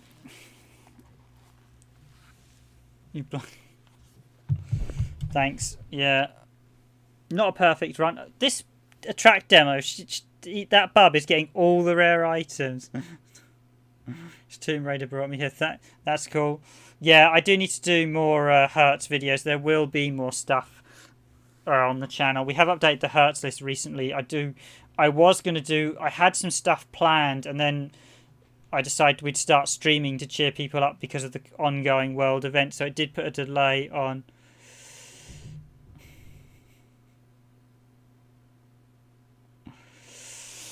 Yeah, no worries. I'm sure it was just a glitch with this version. But I'm going to wrap it up there. Thanks for joining the stream, guys. I'm glad you all enjoyed it. As always, hit the like button. Of course, if you're new to the channel, please do hit subscribe. I've been your host for this randomized gaming video, Random Game Ribbon. This has been the Rainbow Islands extra release of Rainbow Islands on the Sega Mega Drive, which was only released in Japan. I wish you all a good night, a good evening, a good afternoon, or a good morning, wherever you are in the world. And I will be back tomorrow streaming something interesting. I do have a long play coming over the weekend, so you guys be glad to know. It's a Nintendo-related long play, and I might be doing another long play in a few minutes because we picked up a title the other day, and it turns out you can finish it in about 20 minutes, and I've got quite good at it already. So, but cheers, guys. Always a pleasure. Thanks very much, everyone who's been on stream tonight. Thanks very much for MSD, who's kindly donated to the channel. That will go towards benefiting our whole channel and looking at picking up new titles as well. thank you all very much. As always, spread the word about randomized gaming if you are a long-time follower. We could do a few more subs. I'd like to try and see if we could hit 4,000 subs early next year rather than later next year. Ideally, I'd like to hit 5,000 next year. I mean, I'd love to hit 5,000 this year, but that won't certainly happen unless we suddenly get a mass stream. But thank you very much, everyone. It's been a pleasure having you on. I'm glad you all enjoyed this stream. This has been Rainbow Islands Extra on the Sega Mega Drive. And from me, Random Gamer Riven, I'll be back tomorrow for the Fight Night stream. And we're also doing a Super Bomb Man Art online stream tomorrow. That will be the final streams of this week. And then we'll be doing some weekend videos. And I think I'll be doing some long plays next week as well. But thank you all for joining me on this stream, guys. Good night. And I'll see you all tomorrow.